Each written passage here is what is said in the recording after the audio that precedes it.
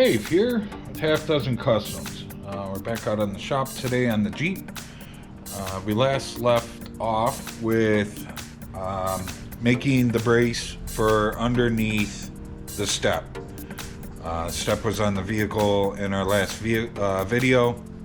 I ended up taking it off, and we got it up here on the workbench, and we're gonna drill a hole in it, and we're gonna get a nut welded in there so that we can bolt it to the, I guess you would call it the brace that sticks out from the frame, and that's so that you can stand on the step and, you know, it's structural.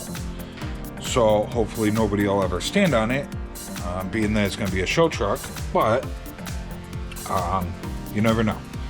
So while it was underneath there, I don't know if you guys can, there you guys can see it. So that's where the nut needs to go.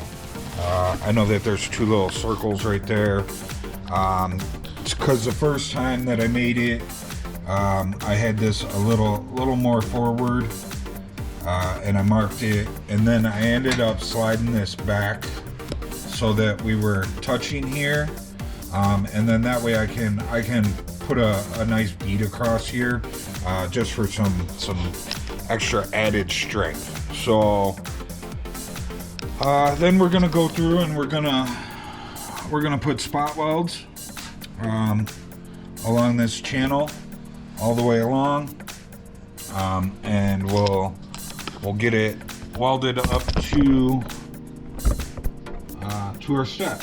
So then we will go in and we can then weld some of this stuff up. So I don't think I want to weld it up until we get it on there. So we're probably just gonna end up welding this portion of it. We won't weld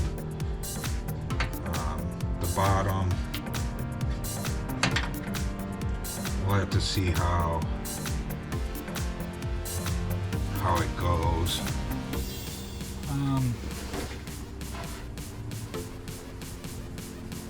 I guess maybe we could weld it up before we put it on there.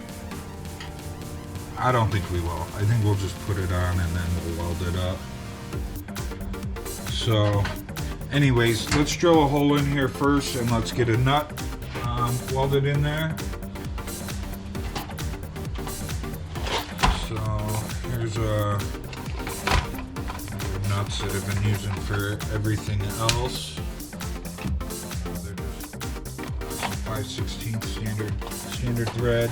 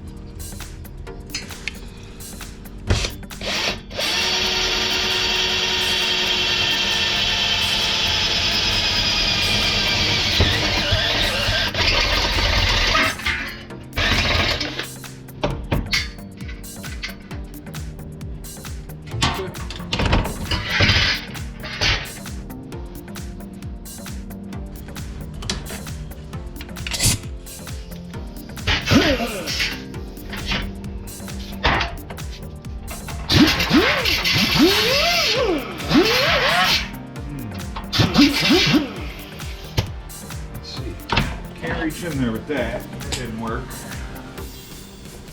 Maybe if it had new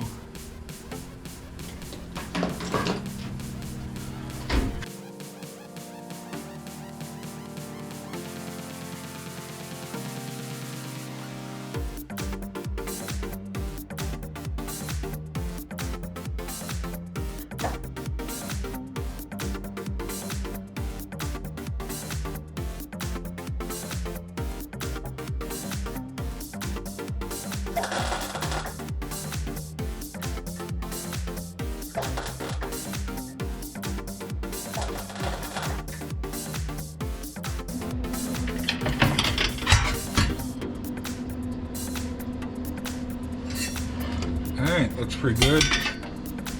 Let me get my helmet out.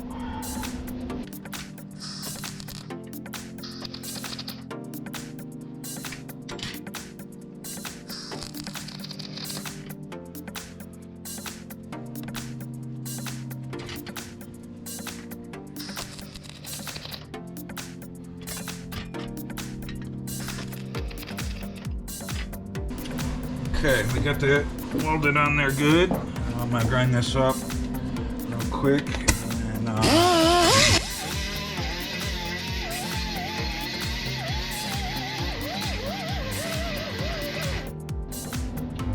hopefully, it still fits in there.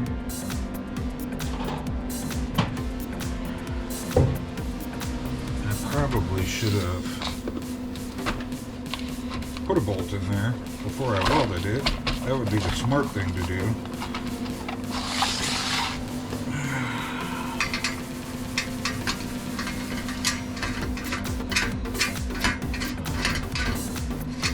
Oh.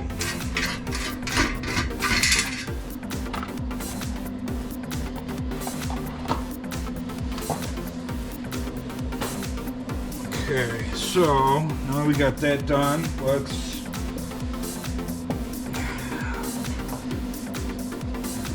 So we're gonna go through and we're gonna put some spot welds in there.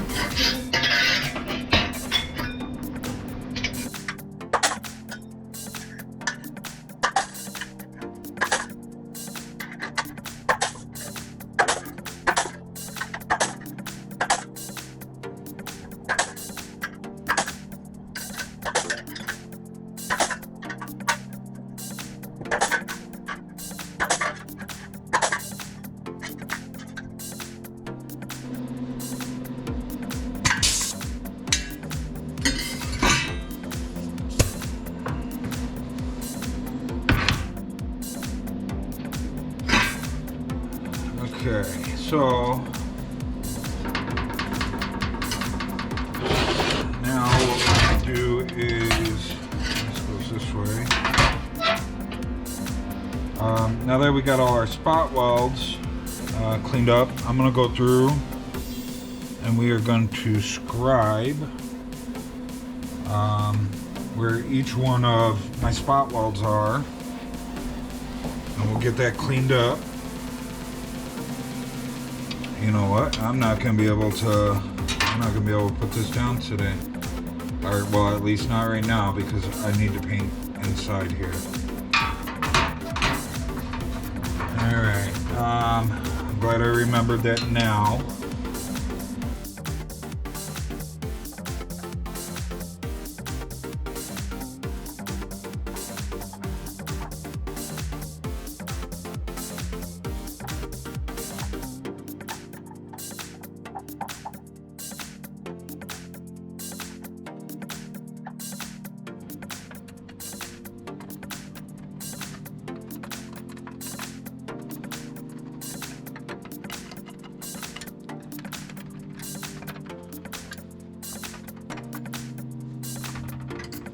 Okay, so we marked out all our holes. Now I'm gonna come in.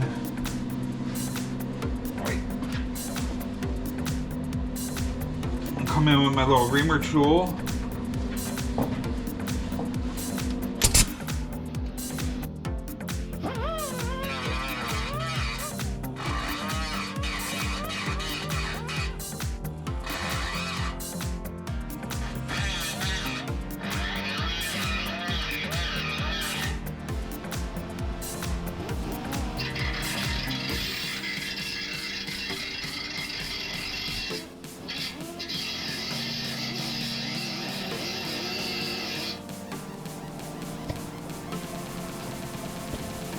So I threw this back on just to make sure that, like, when I look through the hole, that I can see the metal underneath. So now when we go to finally put this on, you know, I'll push down where I have to. You know, if we gotta push down. This side I may be able to clamp to. This side, no. I don't have anything that is that long yet. It is on my list of stuff to get. You know, I need longer ones of these. I just don't have any.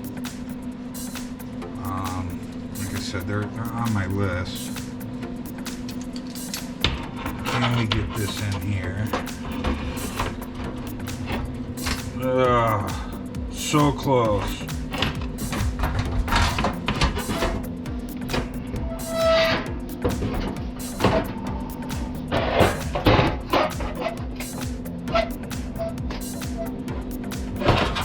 Nope.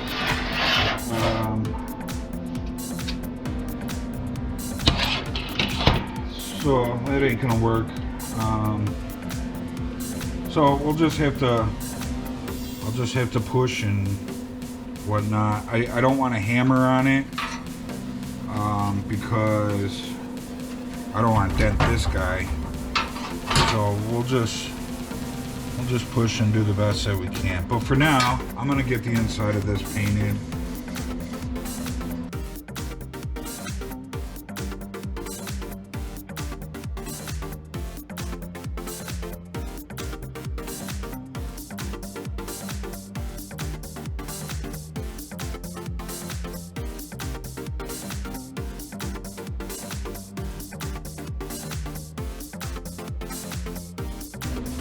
Alright, let's see what colors do we have in the old cabinet here. So some silver, some red, some tan, some blue, some brown.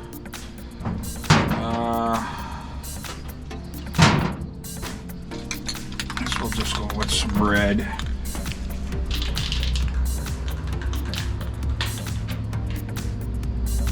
That work?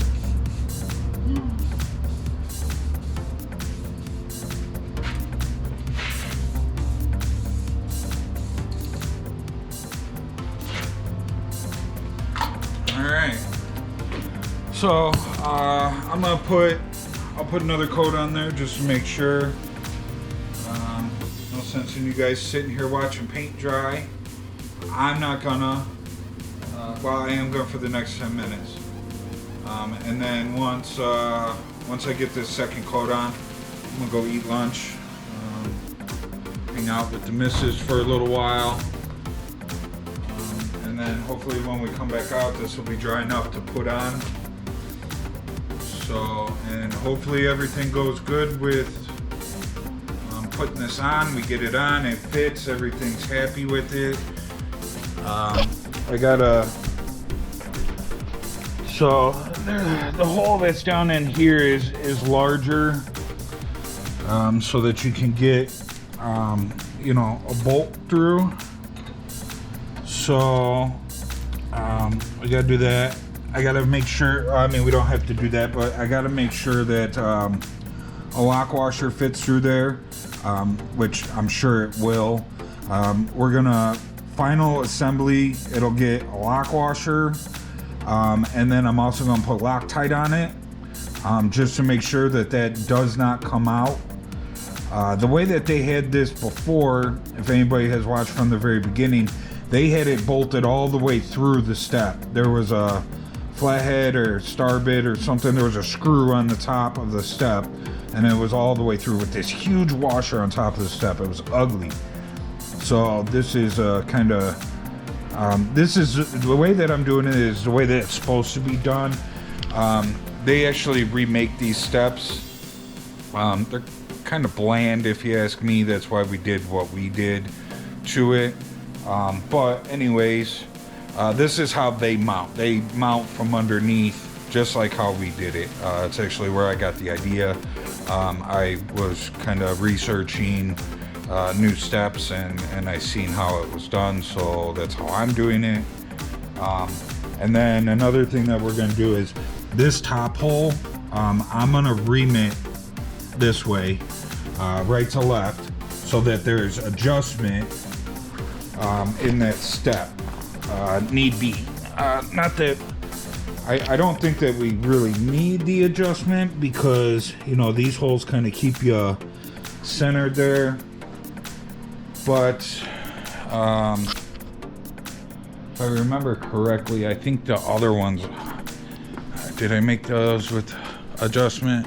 No, those have adjustment up and down, not right to left. So I guess it doesn't really matter if I slot that. Maybe what we'll do is we'll just drill the hole the next size bigger, just so that there is just a little bit of adjustment in there, or maybe we'll slot it. But I do want some adjustment in there, so I'll think about that while I'm eating lunch, whether I'll just drill the hole a little bigger, or if we decide to slot it. So I think if we drill the hole a little bit bigger, then it's kind of got an all-around adjustment. You can go in or out or left or right. So I think maybe just you know, a size bigger, even if it just gives us a 1/16 of play back and forth, that's better than no play at all. So and so far everything that I've been doing with this step, it is pretty tight and pretty precise. So if we can get a little play in there, that I think that would be a good idea. So, but man, does this bed look good, huh? Man, what a big difference. I can't wait to see it with the seam sealer in there and everything, and just nice and clean. And like, you know, this side here, you know, that's what it'll look like when it has the seam sealer in there. It's just gonna look good, man. I'm super happy with the way that this bed has turned out. You know, compared to how it was, this truck's gonna look sharp, man. I'm out, guys. See you guys later. We're back out here after our red has dried, and what I'm gonna do now is I'm gonna tack this in place in a couple spots, and we're gonna check it on the truck and just make sure that pretty much I'm just gonna put it back together and make sure we can get this bolt in before I weld it fully, because if I weld it fully and there's a problem bolting it in, we're gonna be in trouble. So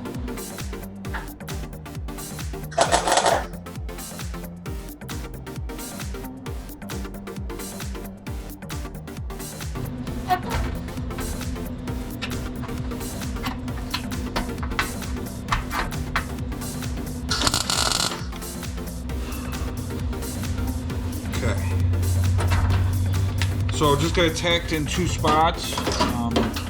Hopefully that's good enough.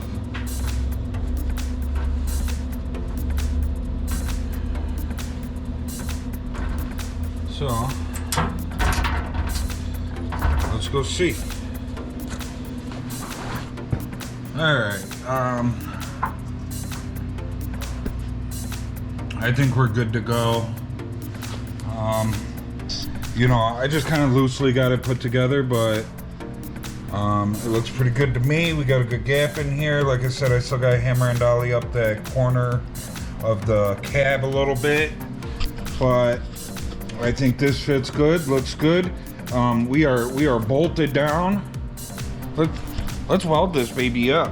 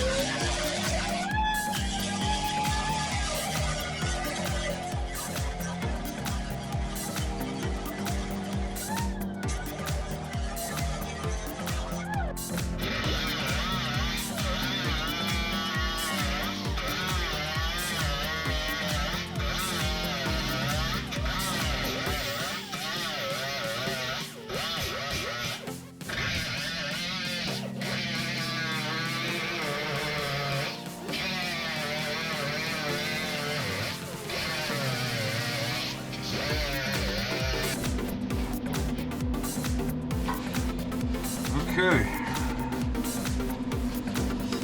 So that's it as far as that goes. I'll think about it, but I kind of got an idea to maybe slice down both sides here with the whiz wheel, and then kind of round it off. Fold the sides in, and then fold the top down, so that this is closed off. But you know, looking at the ones that you can order online, I believe, if I remember correctly, they're just open. So that's why I didn't do anything with it at first. But I don't know, me personally, if we were to do it, it would just kind of clean it up a little bit instead of there being a box there. But I'll sand it down, cleaned up. Now this is either gonna get undercoated under here, or we're doing that spray-in bed liner inside the bed and inside the wheel wells, just so that it's kind of more durable. We live out here in the country. The inside of those fenders when it came in here, were riddled with rock chips. So I'm hoping maybe if we do it with the color match spray-in bed liner, that it'll be a little more durable and maybe hold up to the rock chips. So I may do the insides of these with that as well. It all depends on, I guess, how much of it I have. I have one case of it, and I was hoping to be able to do all the wheel tubs and the inside of the bed with it. It's expensive. I think it's $200 or $300 for that case. So I hope I don't have to order more, but if I do, I will. So now need to sand down this outside with some 80 grit, and we can start doing body work on this. Now there's no way that this compressor can handle doing the air file or a mud hog or anything like that. It can barely handle the DA.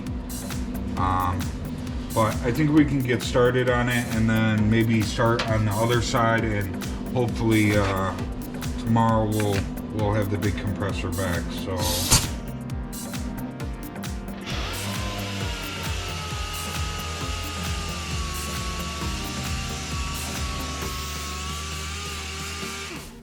now remember, I just primed this before so they would stop rusting, because I had built them and then they sat in here for months and they got surface rust on them, so I ended up cleaning them up and primed them last time so they wouldn't do that again. We still got to do all the body work on them. I needed to do this piece under here before I could do the body work, so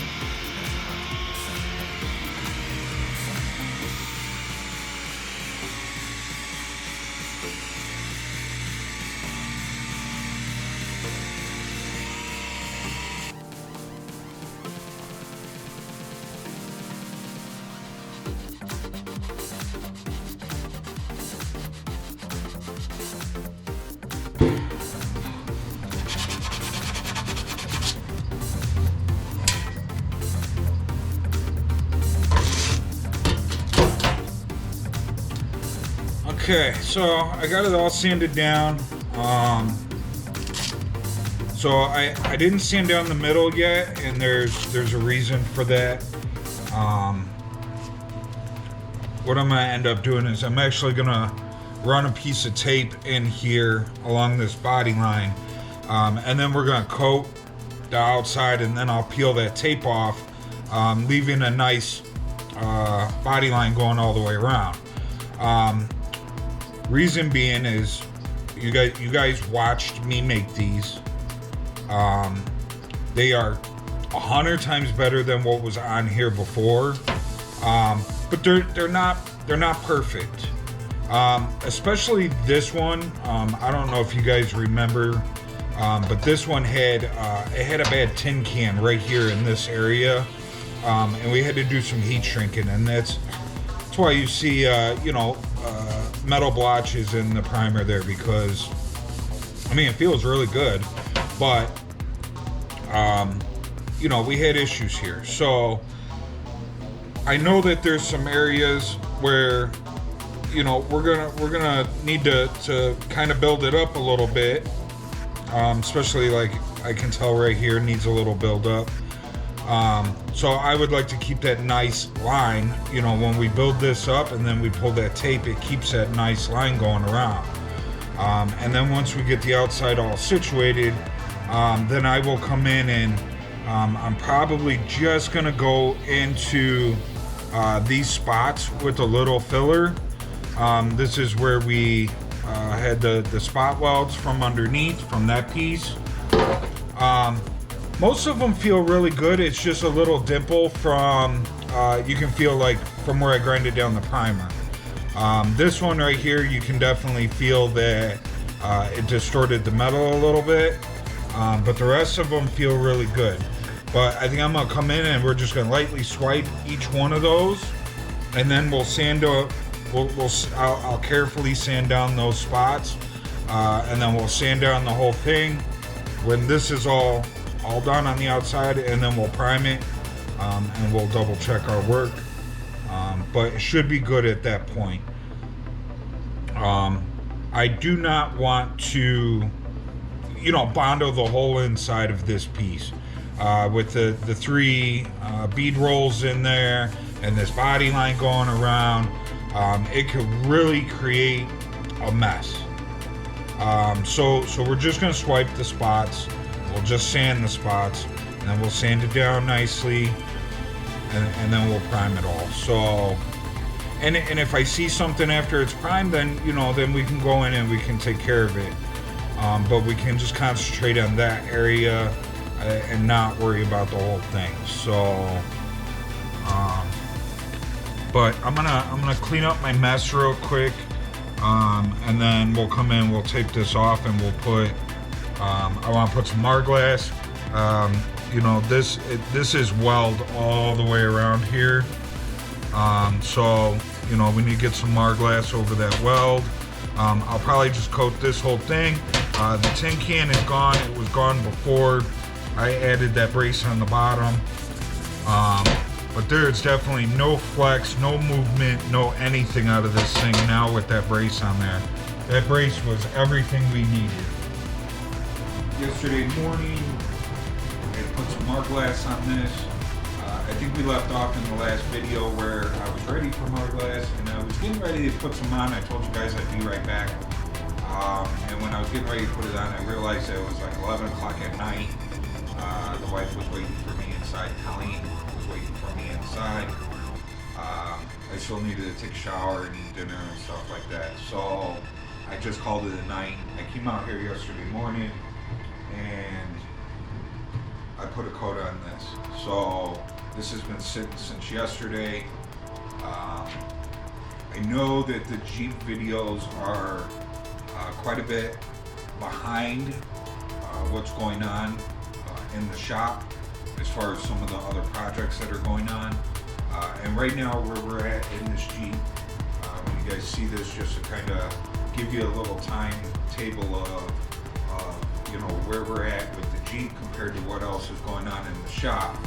We're hoping to get caught up on the Jeep here in the next few months to where they're a little more up to date. It's just I video so much stuff out here with all the projects that's going on. It's hard to put them to video and get them uploaded. So, you know, with Monte Carlo going on, the Jeep going on, there's always some kind of side project going on, whether it's tools or another project that I've been kind of working on that has not hit YouTube yet. There's just so much that's going on that I video. It's hard to put everything together. You know, the wife puts it all together, Colleen puts it all together. I review it, changes get made, then it gets uploaded. It's just a lot of work. She works full-time plus, and then does the YouTube stuff after work. Then she runs her own like farming business, seed business, nut business. So there's just so much going on around here. You know, it's kind of hard to keep up. But we're trying to keep up, or trying to get caught up with the Jeep, and hopefully we will be able to over the next few months. But where we're at, inside the shop with other projects, my compressor was just broke down. Just rebuilt the compressor. I haven't really got to use it yet since it got rebuilt. We put it together last night. Well, yesterday, throughout the day, we finished putting it back together, got it up and running last night. That's why this coat got put on in the morning, and then I continued on with the compressor to get that up and going last night. We've ran it through a few cycles, just bringing down the air in the tank enough for the compressor to kick on, letting it fill up, bringing it back down, letting it fill up. We've done that a few times. I have not put it to the test yet. So here we go. We are about to put this thing to the test and see how it does. So I'm much happier with the way that it's running now compared to how it was running last week. It is 100 times better. I'm not quite sure that it's 100% yet. But, you know, as of right now, you know, I would say before we were running maybe at like 25%, which was just absolutely horrible.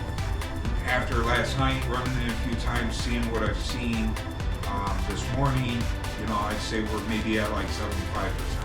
Hoping that it just needs a little break-in period with all the new pieces in there. So we're going to put it to the test, and hopefully, you know, that 75% goes up to 100% or even 90%. If not, if it continues to run it the way that it's running right now, like, I'm much happier with it, but we'll see. One of the problems that I'm seeing with it is that it had a loss of air last night, which before we were having the problem, it never lost any air. When the problem occurred, we were losing more than half the tank overnight. So there was a major air leak inside the pump. Now, I don't know if I just didn't, we gotta go back and we gotta retorque everything. So could be leaking air there. There's air line that goes from the pump to the tank. Maybe I didn't get that tight enough. We're gonna go back, we're gonna recheck that a little later on this evening. I'll spray it with some soapy water, see if anything's leaking anywhere. So, or maybe the valve seats just ain't seated in there properly. They're brand new. You know, maybe they need a little break-in period. So let's put some work. Let's put it to work and see how it goes. So I'm gonna sand this until the compressor kicks on, and then we're gonna let the compressor fill up. Now, before I rebuilt it, I would say we were between like 3.5 to 4 minutes for it to top itself back off. So let's do a little test and let's see how long it takes to top itself back off. So I'm gonna turn this guy around so I can kind of use him as a timer. So let's get this compressor to kick on and see how we do.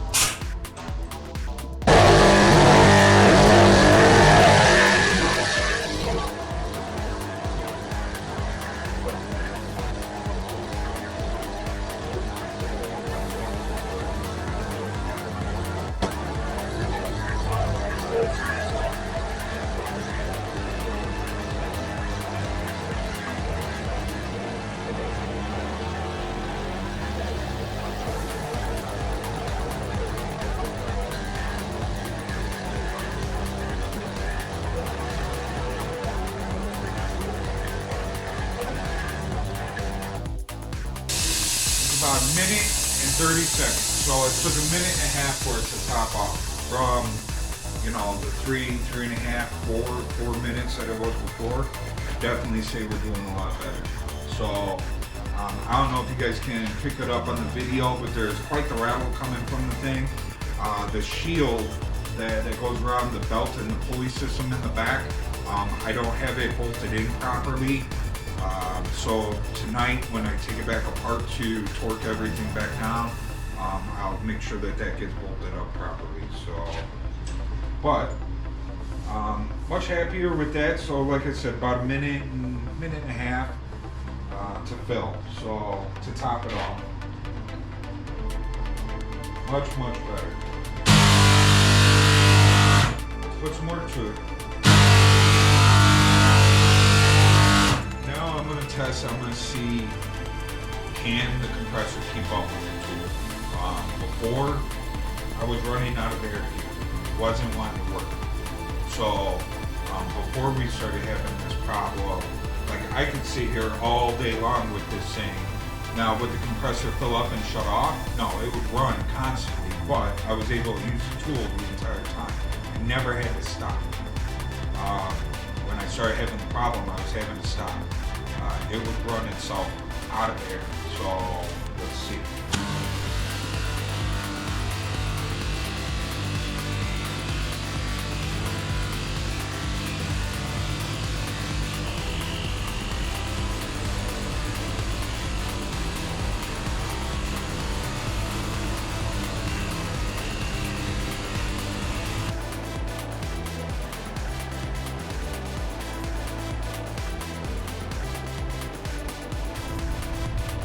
Okay, so first test. I wish I could have kept it going a little bit longer, but I ran out of stuff to sand. I guess maybe I should have picked a bigger piece, but this is where I'm at in the project. So,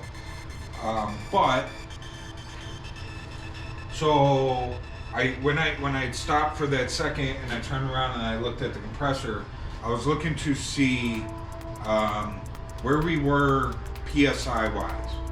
So my compressor holds, it shuts off at 180 PSI. So when we were, sorry with the so stuff, Colleen has told me to stop saying so. I've been working really hard on trying not to say and she told me that I quit saying as much, but now I'm saying so. So I gotta stop doing that. But compressor kicks off at 180 PSI. When I was having the problem, we were draining the tank down to 80 PSI and I was having a problem with the tools keeping up. Draining the tank down to 80 PSI was a major problem. It should never drain down to 80 PSI. When I turned around and I looked, it was we were sitting there air filing, the compressor was on, I turned around and I looked, we were at 160 PSI. So there's only a 20 PSI difference from where it's holding itself to where it shuts off at. So that is awesome. That means that, and I think it kicks on at 160 PSI. So that means that it is able to keep up with that tool. I'm absolutely happy with that. That's awesome. So first run, good run. So damn it with this. So we're gonna put a coat of lightweight filler on here. This was Marglass covering over all the welds. We got it sanded down nice and flat. Now we're gonna put a coat of lightweight filler on there, and we will sand it down. Yesterday, I didn't film putting this Marglass on, but what I did was I taped around the inside of our step pad that we made. So that way we didn't get any filler inside the step pad and I wasn't you know, doing all this work in here with the 3 bead rolls in here and the outline on it. It's going to be difficult to do that work in there, time consuming. Almost set. To keep it's hard not to say that stuff. To keep time moving forward, I take that off in there to save time.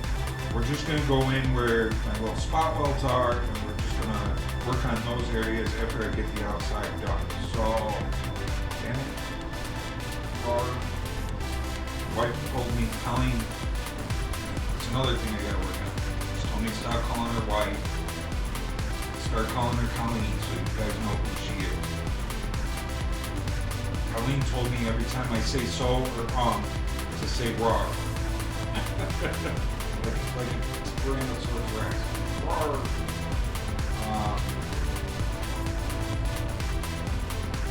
Anyways, back to this step. Trying to keep body work to a minimum inside this step. I went in and I taped it off. We're gonna go back and we're gonna take that off now. I was just cleaning up the edge where the tape line was. And then I'm going to pre-clean this real quick, and we're gonna go back and we're gonna tape off that inner section, that inner piece there, and then we'll put our lightweight filler on.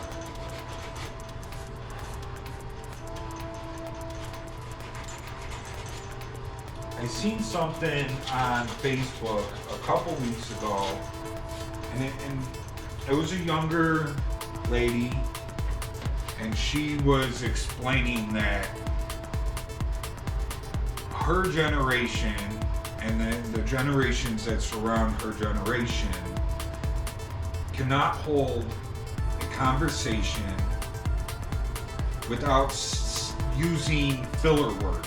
Is what she said, like so you know, she went through a few of them, but she said that she cannot hold a conversation, or she doesn't know anybody that can hold a conversation in her generation or the surrounding generations of her without using the filler words. She says when she talks to old timers or older generations, nobody uses those filler words. They can hold a straight conversation without pausing or, you know, using those filler words. And she's right. Like, I must be one of those surrounding generations that use those filler words like that. And it bothers me. I didn't realize like how much I use them until we started doing these YouTube videos, and I'm going back and I'm watching the videos, and it's like every other word I'm using a filler word, and I've been the last few months I've been trying to stop myself from doing that, and man, is it difficult. It is so difficult to stop yourself from using those filler words when, you know, the whole time you've always used them and never paid any attention to it. You never caught that you were doing it. Now that I'm paying attention to it, it's like I do it a lot, and it is a bad habit. It is hard to do. Hard to not.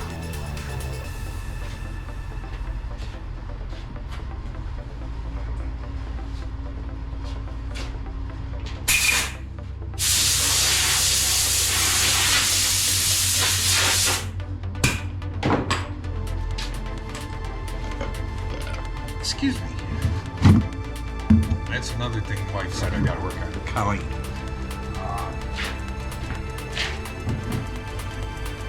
Do a lot of burping and gurgling in the video.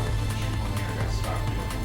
I can't help it. I'm just a gassy person. I guess, I don't know which end. Rather it come out this end or the other end. It's gonna come out of one of them.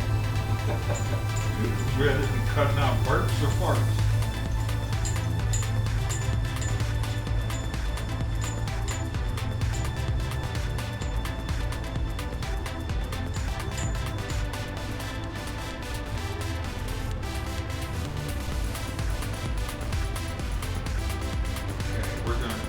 that dry, and then I'm gonna take it off. Hopefully, it takes off a little better than it did yesterday. I came out here first thing in the morning yesterday, and this is what I did. I taped off that intersection and I coated it with the Marglass. It wasn't even heated up in here yet. It was still cold. The metal was cold. The tape was cold. Rubber. And my tape didn't want to stick down to the metal. Like in the corners, when I was rolling the corners, it kept wanting to peel up on it. Before I put the coat of Marglass on, I came in, I pushed the corners down, and then I hurried up and I put the coat on. So, damn it, it is so hard not to say that stuff. Anyways, I don't know, is that considered another filler word? Anyways, am I gonna stop saying and so and start saying anyways?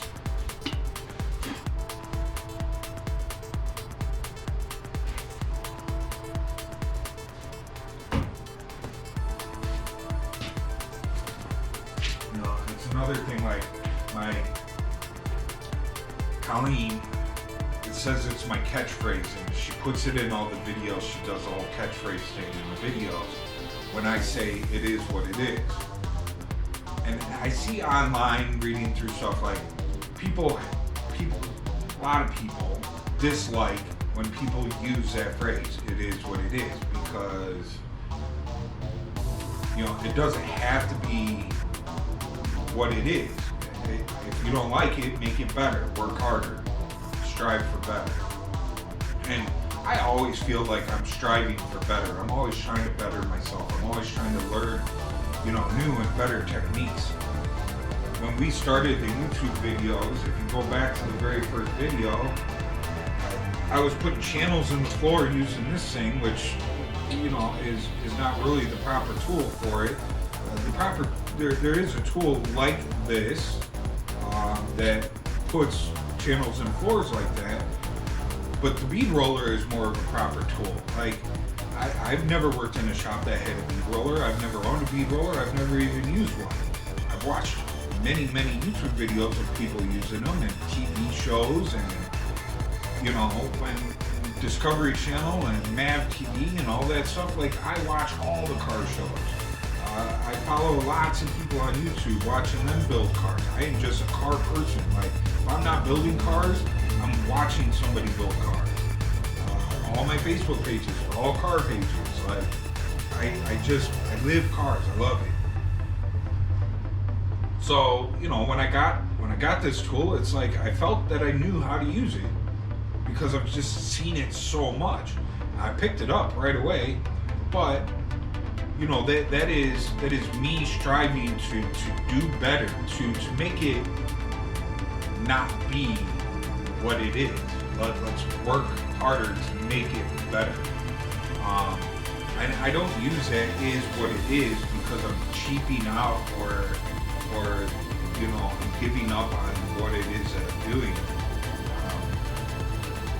You know, that phrase is just, I don't know, it's just something that I use, and I don't feel, to me, I don't feel that it's me copying out on the situation. It's me telling myself that it's okay to be at the point where we're at. A lot of times growing up, building cars, I stressed myself out and I made myself sick over what it was that I was working on. Whether my car or customer's car or whatever it was, I would stress myself out and make myself sick over it. That is what it is. It's just, I guess, a mental thing to me to relax, chill out. There's no reason to stress myself out over this. If I'm stressing myself out over it, then I'm doing something wrong. So, and it is taking me, damn it. So, there we go again. It's taking me so long, and it's going to take me so long to get to the point where I'm not saying so and has taken me so long to get to the point where I'm at a mental ease with my life. I've talked about it before. I partied hard when I was younger. It took me giving that up and creating a new life for myself to realize that the stuff that I was doing in my old life is what was stressing me out. So now I try and live a stress-free life. And if I'm doing something that's stressing me out, then I need to take a step back and think about it, try and figure out what it is that's stressing me out and correct that situation. There's no reason I should be putting myself in that situation, and if I am, I need to fix it. So it's hard, I'm telling you, life is hard. But when you figure it out, or at least find yourself on the correct path, then you can kind of look back at what you did prior to where you're at now, and you can pinpoint, like, that was wrong, that was wrong, that was wrong, that was a ring. You know, let's correct that, and let's start making it good and right instead of wrong. And it's taken me a long time to get there. So, anyways, moral of the story: when I say it is what it is, it's because I'm trying not to stress myself out on the situation. I'm telling myself that it's okay to be where I'm at. So, hopefully you guys understand where I'm coming from. Yes. So, back out here to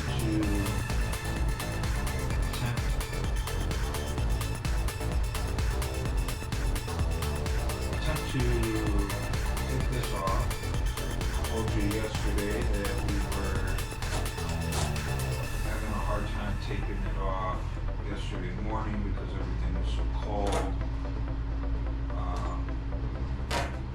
Having my fingers on this at the moment, it still feels cold. We are, I can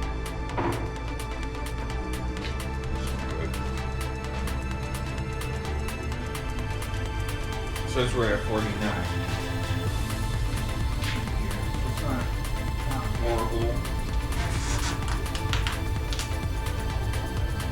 but I can't see it from here now because yesterday morning we got a new tool delivery that I needed for the compressor. It was just a piston ring tool kit. It came in this nice little nifty carrying case, so I put it up there with all the rest of the carrying cases. I had to move over one of my carrying cases so that I could put room in that, and that carrying case is now blocking me being able to see the thermostat. So, for those of you that don't know, thermostat for my heater is actually inside my toolbox. I wired it so that it came out the wall and through the back of the toolbox. It's inside there.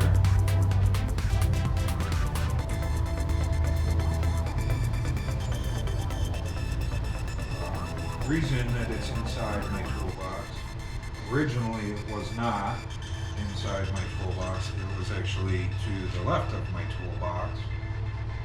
And now we have these new cabinets in here, new-ish cabinets. I've had them for, I don't know, a few months now. But putting the cabinet in, it scooted my toolbox down and put my toolbox right in front of the thermostat. So I had to wire it through the back. And now it's inside, which I think is kind of cool being inside. That's how it ended up.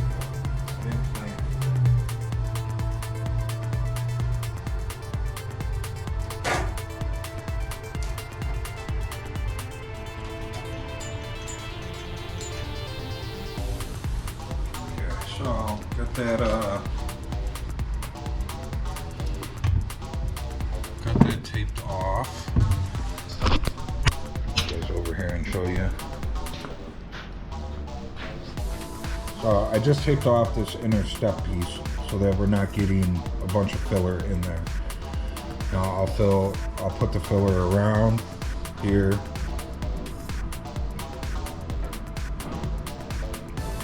And then we'll peel the tape off. Sorry, I had to burp there. We'll peel the tape off while the filler is still wet, and it'll leave me a nice straight edge going around there.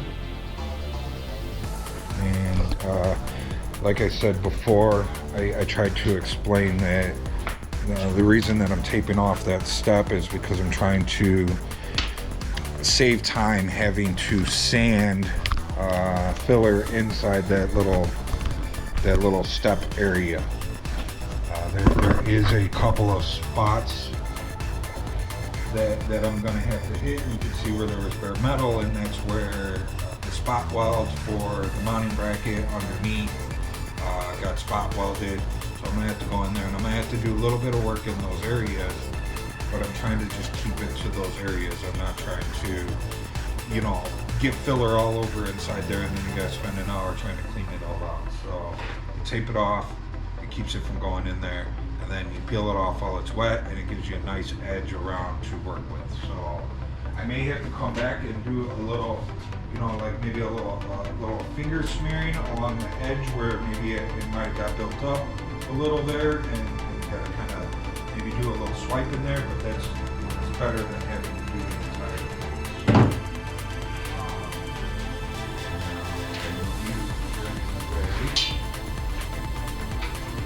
I'm gonna get a little thing of some filler going. So this is the step that I explained it to you guys in the other day's video. But this was the step that I had a real bad tin can problem with over here, and it got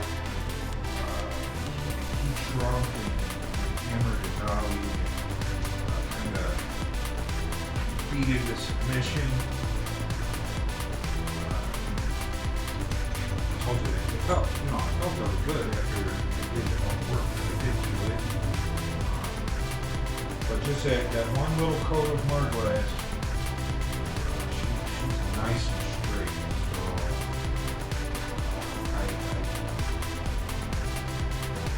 I bet that most of this lightweight filler that I'm putting on right now is sanded off.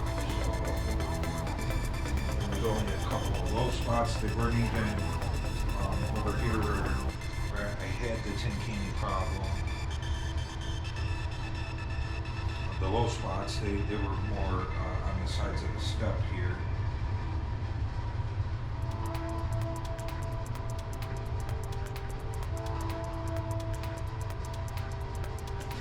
So I forgot to turn the other camera around while I spread that.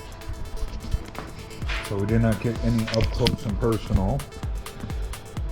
So here we go. This is still wet, and you want to kind of pull straight up with it so that it gives you your nice clean edge.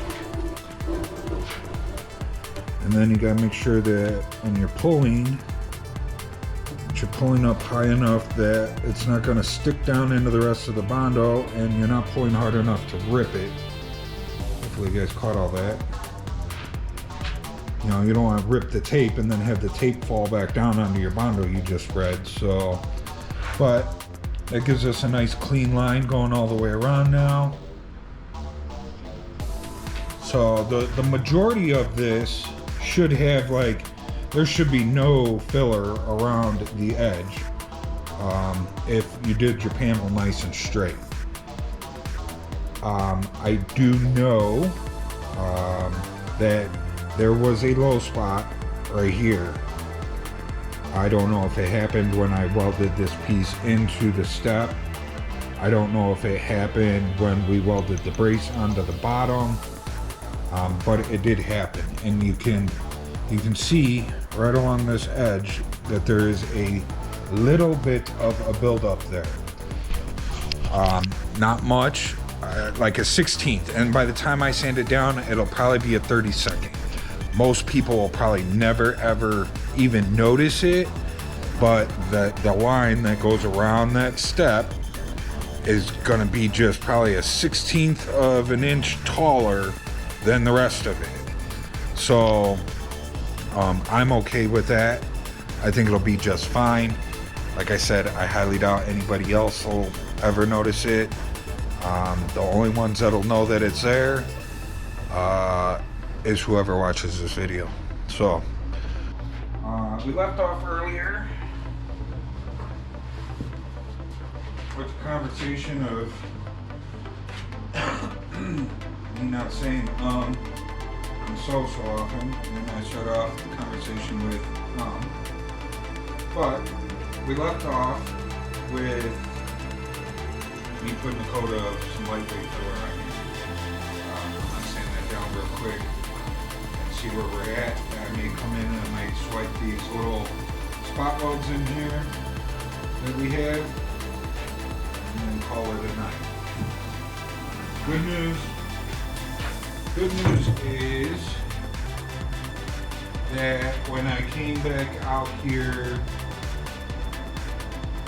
the compressor hadn't lost any air. It was still in the same spot that it was when I left it almost 6 hours ago. So that's good, you know, for this morning. What time is that? So I came out here 12 hours last night to this morning. It was 12 hours. It was like 11:30 at night. I came out here probably 10:30, so maybe 11 hours. And it had lost half the tank. So for me to come out here, you know, 5 or 6 hours later and it hadn't lost any, well, hopefully, you know, whatever was sticking and allowing it to lose air stopped. So, but let's sand this down real quick.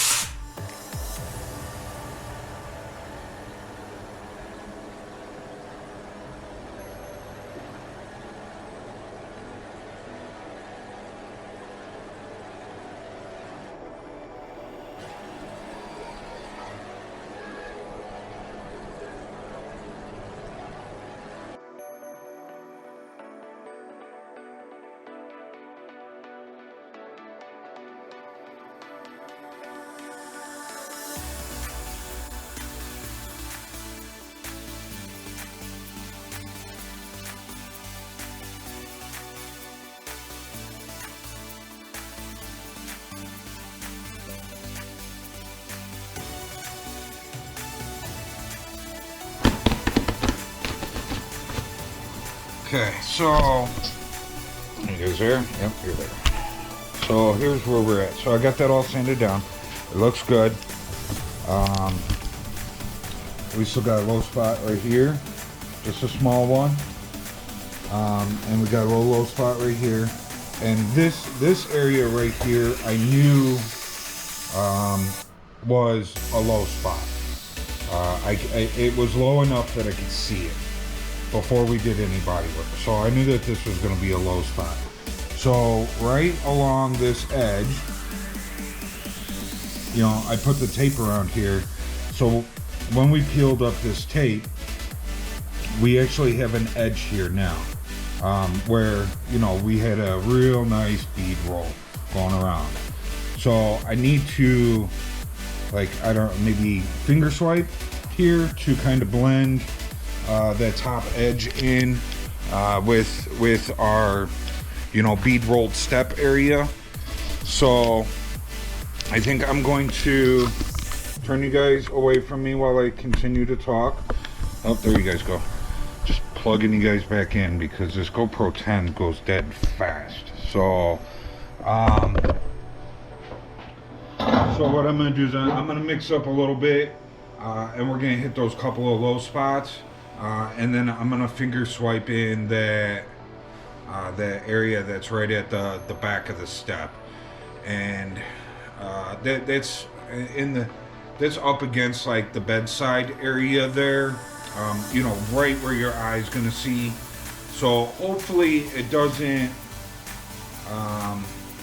you know, elevate, you know, it doesn't make that little bead rolled edge too tall to where it's noticeable.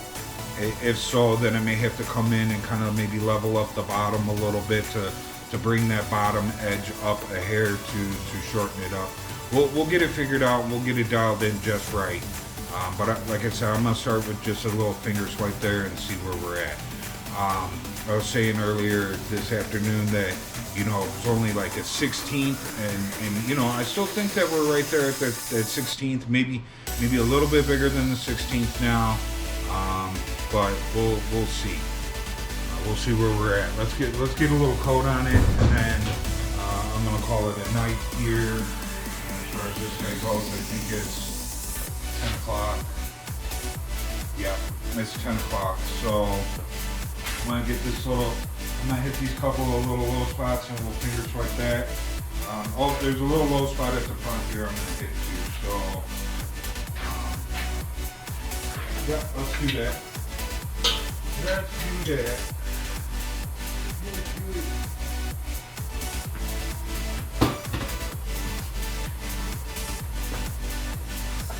So just a little splooger. I don't think it was bad at all. You know, I put the one coat of the Duraglass on there for weld protection, and then one light coat of lightweight filler, and we're pretty much good. And you know, it only needs you know, a little bit extra in a couple of spots, and that's it. So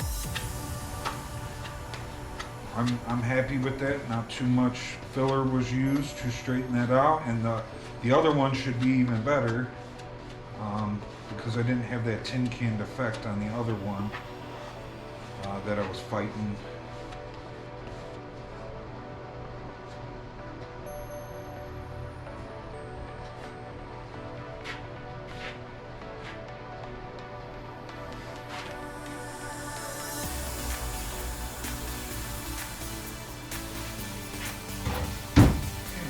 It was just starting to thicken up.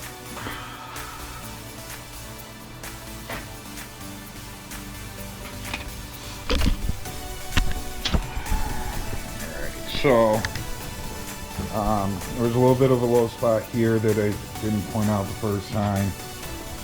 So we got him coated, and that's what I leaned into, and I kind of screwed it up, so he may have to be recoated. We went through, we hit all the spot weld areas, which they just had, like, I went in with a little grinder, so you can feel the grinder mark in the primer. So when I swiped it with the razor blade, basically I was just filling in the grinder mark that's in the primer. And then when we come in and we sand out this, because this hasn't really been sanded yet, when we come in and we sand down the step area, that should all level out nicely and be ready for primer. We hit the low spot in the back there, and in the back there, and then we have this little bit of this ridge here that I kind of smoothed in with my finger, and you can tell from, like, looking here compared to here, like, we are a little bit taller, and that's what I was saying, like, we may need to come in with my little baby Bondo spreader that's like this big, and we may need to, like, coat the bottom, the base of this area right here, to kind of bring it up a little bit so that we're staying in this same area. I don't want it to be thin and then get thick and then back down to thin again. So if this looks a little too thick in here, then I may have to coat just a little bit back here to raise the floor up a little, so that we can get back into that area. Unfortunately, that's just part of doing the work. I tried really hard to not be doing body work inside that step area because there's just so much going on. It's hard. It's hard to get in there and apply the Bondo and sand it down and make everything look right. And it's hard to, you know, get it primed and then go in there and sand down all the primer, and you know, it just adds a lot of extra work. So I've been trying really hard to stay away from that inner step area, and if all I gotta do is you know, concentrate on a little area that's, you know, 6 inches long, I'm okay with that. So we'll let that sit overnight. We'll be back in the morning to sand that down and then assess that situation with that little back lip. So just, you know, be ready to fill that in. I'm preparing myself now. It's absolutely horrible, but we'll get it done.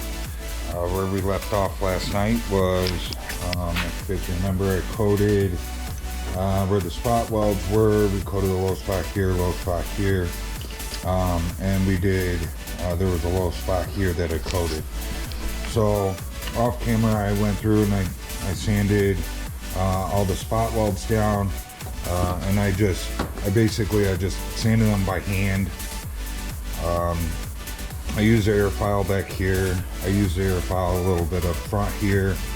A little piece of 80 around a small piece of paint stick, and I carefully sanded this back edge. If you remember, we swiped it with our finger. So I had left off last night with saying that we may have to come in here and coat the base of this, the bottom, to bring it up a little bit so that it's not such a high, you know, we got, you know, I don't know what you want to call that, 3/16, you know, it's a little bigger than 1/8 of a lip, you know, that goes around here, and then as you get to the back here, you know, it jumps up to, I don't know, maybe even as far as 1/4 of an inch. So I need to put a thin layer in here, just to build this up a little bit so that this line that goes around matches. Now, I think it looks great. If this was my truck, I'd roll with it. Like, I don't think anybody would ever notice that, but I know that it's there. I don't really like it. That you know, that there's a little bit of a build there. So we're going to take care of that and fix that. The reason that I didn't sand this down fully is because I went and I looked at this one. You know, these steps were highly used prior to me getting my hands on them. If you remember back in the, you know, in the past of me rebuilding these, they were in really bad shape. They had super thick steel that was welded in here. Somebody had already cut all this out and they welded thick steel in there. It was flat with the screw hole through the middle that bolted it down. Like, it was, you know, a 1/2 inch thick Bondo. It was bad. Well, when I stripped everything out and got it all ground down, excuse me, burpees. This step was crushed. Like, something was dropped on it. Like, it was crushed way down here. You can see all my hammer marks from beating this thing back straight. Well, this curve that comes around here and this curve that comes around here, it stays nice and consistent, I think, through this one, now that I hammered it and beat it straight. So I think once we get some filler on here, the roll that goes through here is going to match all the way through. This one, it's a nice roll, and then it kind of flattens out, and then it comes back into a nice roll again. So I need to coat this again, and we're going to build it out a little bit so that I can continue this nice roll all the way through here. You know, it looked good the way that we had it, and I liked it. And, you know, Colleen had brought it up to me last night when I went in and I was showing her pictures of what I did. She said, does it match the other side? And I was like, you know what, I don't know. I didn't bring the other side over to take a look at it. So I brought the other side over here this morning to take a look at it.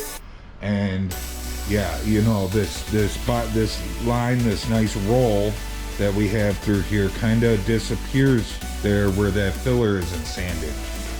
So I'll just throw another coat on it when I coat that back piece there, and hopefully, you know, we're good enough to kind of smooth that roll all the way through there, and well, we'll see where we're at.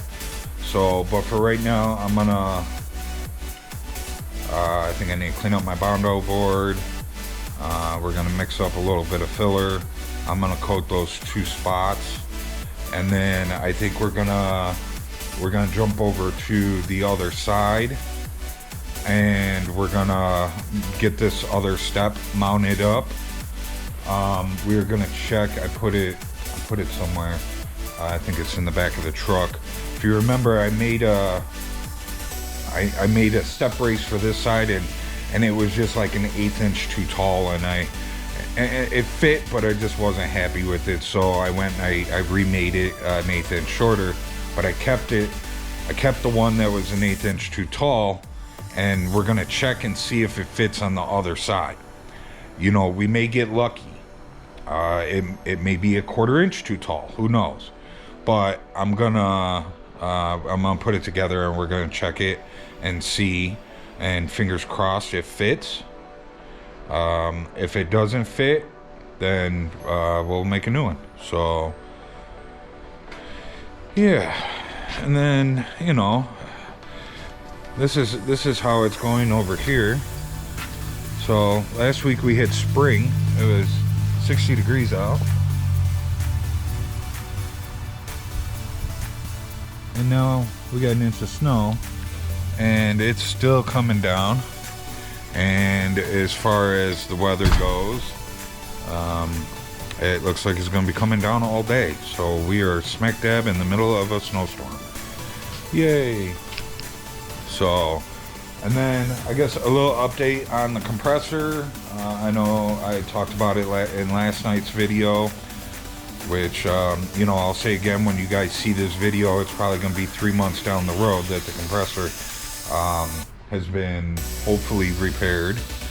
But the night before, when I very first put it together, and I just cycled it a couple times, I used a little bit of air till it kicked on. I let it fill up. I did that a few times, and then when I came out the next morning, like, it had lost, I don't know, 50-60 pounds of PSI overnight, which before the compressor was broken, I didn't lose any air overnight. So yesterday we put maybe about an hour's worth of work into that compressor, and this morning when I came out, it was roughly about 35 PSI that we had lost. So I think it's, you know, 50% better than it was the night before. So I think using it, you know, it's starting to break in, and maybe, you know, I think what it is the valve plates in there. There's these little like metal shims that go in there, and they're your valve plates, I guess. And I think that those were just maybe hanging up in there a little bit because they're brand new. They're not, you know, they're not wore in. In the instructions it said to sand them down and make sure that they you know, go up and down in there, no problem. And I didn't mess with any of that. I just put them in. They seemed to fit okay, so I didn't. But I think maybe they were hanging up just a little bit, and you know, it's breaking itself in. So, and those are the things that, like, you know, they're thin pieces of metal, and they bend up to let the air into the tank, and then they close to seal. And they bend up to let the air in, and then they close to seal. At least that's what I'm thinking, that's how they work. And, you know, if they're not coming all the way down to seal, then we have air, you know, passing by. And I think that's what was wrong with the compressor to begin with. I think that those little things, if you watch the rebuild video, those things were so black and so gunked up and so full of whatever, oil and Bondo dust and whatever. They were so built up in there, they weren't sealing anymore. So they weren't, you know, it was just losing all its air. But anyways, I think it's better than it was the night before, so hopefully tonight with getting some use today, hopefully over the night tonight, maybe we come back in the morning and it's, 15 PSI instead of 35. So, we're going to keep an eye on it. I still got to go back and I still got to retorque everything. And I'm going to make sure that the copper lines that were disconnected from the pump to the tank, I'm going to give those a couple of little love taps and make sure that they're good and tight.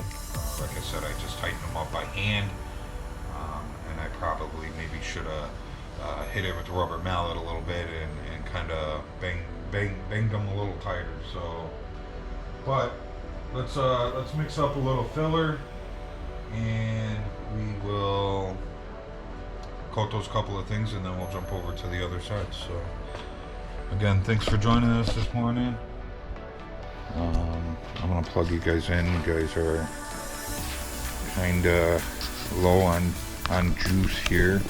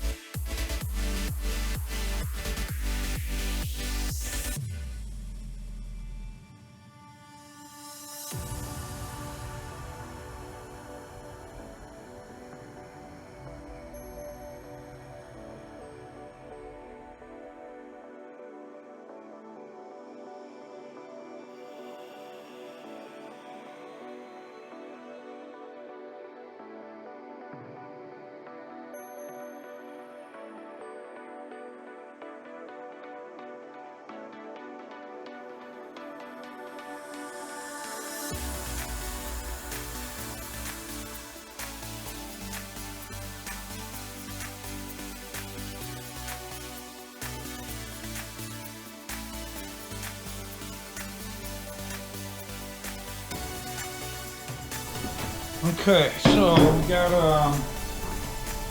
everything sanded down here. We got everything sanded down and scuffed up on the inside. There is a couple of voids or pinholes that need to be swiped still, which I'm gonna do. But other than that, I mean, I think it feels good. We made this a consistent roll up here, which I think is much better and will match the other side just right. So as far as the step goes, I put one light coat in there, and I brought that edge. I brought this edge back up to where it needed to be. I think one coat. That's not bad at all. I think it looks good. I'm happy with it. Other than just you know, maybe a finger swipe in here to fill in some voids or some pinholes that were left behind. You know, I think this one's pretty much ready for primer. I'm gonna mix up just a little bit of filler, and I'm gonna swipe these couple of pinholes here, and then we'll let that one sit and it'll be ready to prime. I'm not gonna prime this until we have the other side ready to go. It only took me a couple days to get this one ready, so I'll spend the next couple days on the other side. We'll get that one ready, and then yeah, and then we'll get them primed up. And once we have the other side ready and we get these primed, as long as I am happy with how they look, then we're gonna go ahead and we're gonna reassemble the bed. Like I said before, I'd like to just reassemble the bed so that the parts aren't laying around while we work on the cab. You know, there's a lot of parts that are about to come back into the shop with working on the cab, with, you know, like grill and fenders and hood and doors, and we don't need a whole bunch of bed parts that are, you know, basically finished, just sitting around the shop taking up space. So you know, we'll put it back on the bed, and then you know, I'll make the decision then, like once the bed's put together. You know, are we just gonna keep the bed here and just work around it for the moment, you know, just keep it on the truck, or should I go and take it back over by the lift and pull the bed off and put it back on the cart, and then just have the cab here? You know, it's not really hurting nothing having the bed here, unless, you know, we bump into it and scratch it or dent it, then it would hurt. But I don't know, we'll see. So I'm gonna fix up a little bit of filler here. We'll spot these couple of spots, and then I think we'll move on to the other side. Okay, Dave here. We're back out, or not back out, but we're back after I swiped those couple of pinholes that were on here, and I actually set this guy in front of my heater and kind of forced it to dry faster because it's so damn cold out here. And I got it all sanded down. It looks good. I'm very happy with this. So I think this piece came out awesome for the amount of work that we have done to them, from start to finish.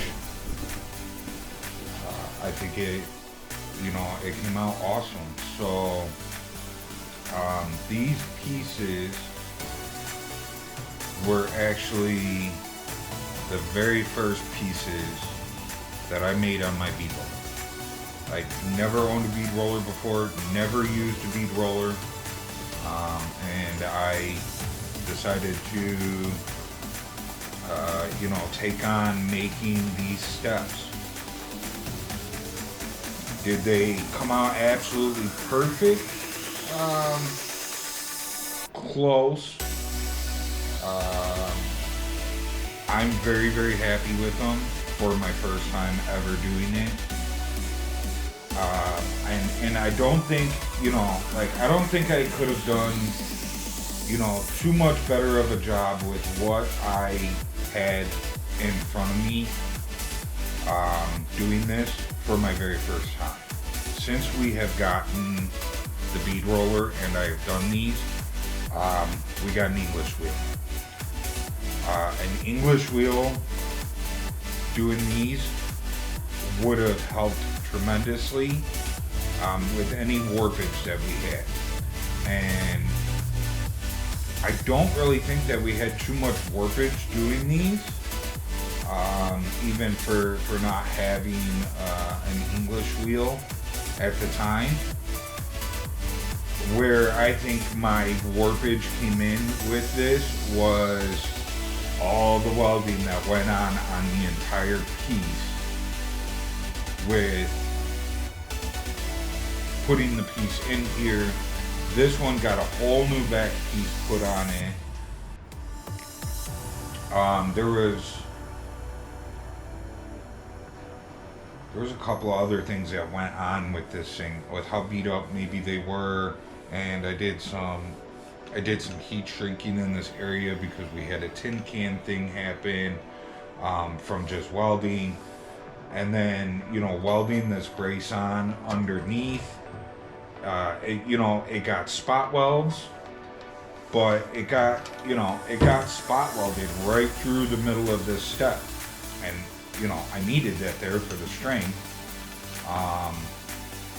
So it is what it is. But I think any warping that is on this piece now is strictly due to all the welding that was done on this. I don't think that there's really much that I could have done to prevent it. I think once it's based and cleared and all that, I think it is going to look absolutely awesome. But I can tell that it's not perfectly straight through this step. I can tell that there is a little bit of warpage going on. We knew that there was along this back edge here. That's why I just had the fill along there. I can feel that it's a little high in the front over here and a little low over here, and there's just really, I don't think that there's too much I can do to it. Other than going in and bondoing inside the step area. But then if we start doing that, we're gonna start losing the lines in here. So, that's really not a thing. So not a thing that I want to accomplish. So I think it is just as good as I'm able to get it, or as good as I'm willing to take it. Like I said, I think it came out awesome. I'm super happy with it. I can't wait to see it, in an actual nice coat of primer, because I haven't seen these steps in nice coat of primer yet. They were just bare metal, raw welds, everything that got primed just so it stopped rusting. So I'm excited to see, what's going on. You guys can see all the welding. There's welding that went all the way across there. There's welding all the way around the front, down this side, then this piece going on. There was a lot of welding. The corners got welded up on both sides. They were never welded up from, the time that I got them. It was open on the back. I had welded those up trying to strengthen this thing up because it just had you guys remember from previous videos, it had this snap, it wanted to stay this way or it wanted to stay this way. You could pop it either way and it would stay. And I was really trying to correct that, and that's how we ended up, I think, with the tin can and welding up these things. But now, this thing, there is no flex in this thing whatsoever. Super strong. So, and it looks awesome. So, thanks for joining me, through the process of doing this step. We're gonna start on the other one. I don't know if I'm gonna record the whole thing on the other one, because you guys just watch me do this one. What I may do is just maybe do some check-in videos along the way with it, and maybe it'll get thrown in with this one, being that they are being done back to back. So